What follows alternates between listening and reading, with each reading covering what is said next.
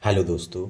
आइए हम एक अपरिमेय संख्या को सिद्ध करते हैं। यहाँ पे रूट 5 को एक अपरिमेय संख्या सिद्ध करना है। तो किसी भी अपरिमेय संख्या को सिद्ध करने के लिए आपको ये दिखाना होगा कि इन तीनों में से कोई एक फैक्टर काम नहीं कर रहा है। तो वीडियो को लास्ट तक बने रहिए और आइए हम शुरुआत करते हैं। ये अक्सर यूपी बोर्ड या फिर एनसीईआरटी बोर्ड क्लास 10 के मैथमेटिक्स के पेपर में आता है। तो आइए हम सॉल्व करते हैं।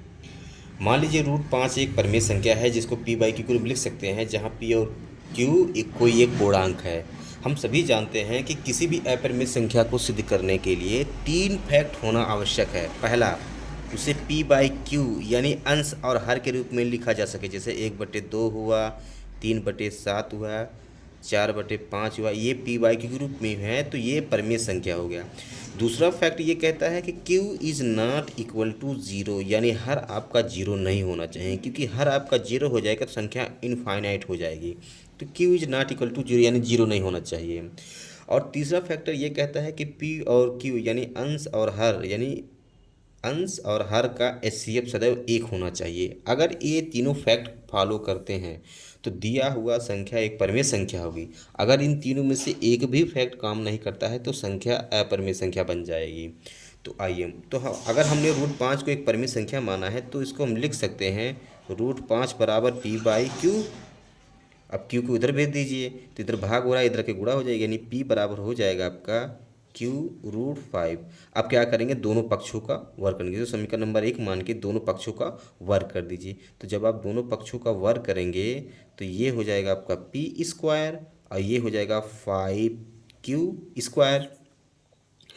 अब हम देखेंगे ये 5 पी स्क्वायर को आसानी से डिवाइड कर रहा है, तो ये 5 पी को भी डिवाइड करेगा। जैसे मान लीजिए 5 जो है 5 के वर्ग को आसानी से डिवाइड कर दे रहा है, तो 5 पी को भी तो यानी पी यानी कि बिना स्क्वायर के यानी 5 को भी तो आसानी से डिवाइड कर देगा। तो उसी तरह से चूंकि 5 पी स्क्वायर को विभाजित कर रहा है, पी स्क्वायर को विभाजित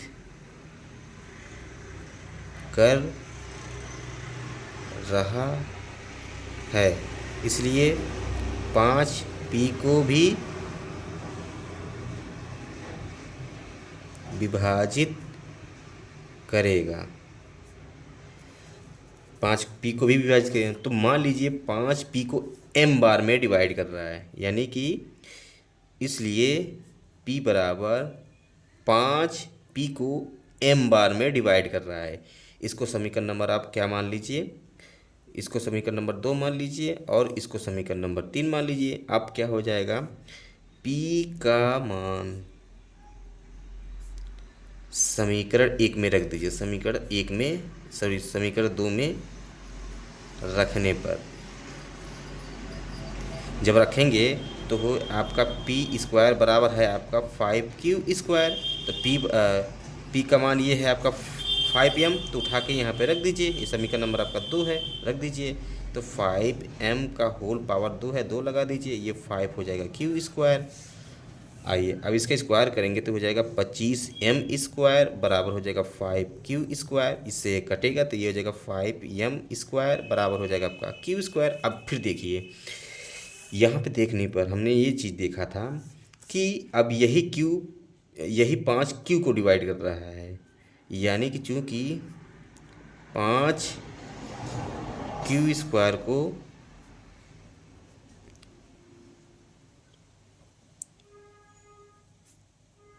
विभाजित कर रहा है,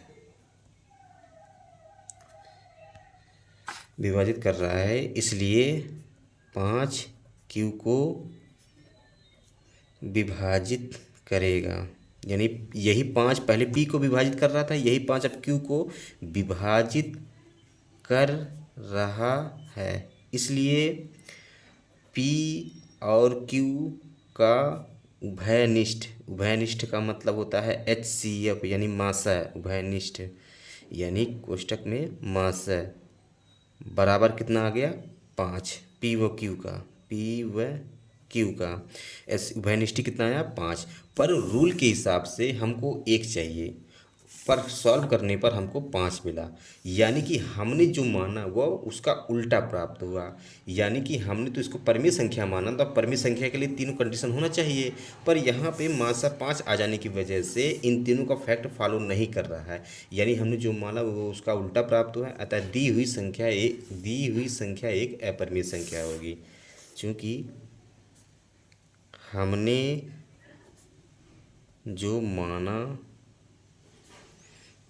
वो उसका विरोधाभास हुआ, वो उसका उल्टा या विरोधाभास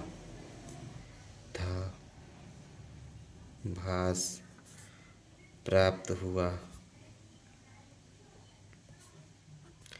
इसलिए √5 एक अपरिमेय संख्या है।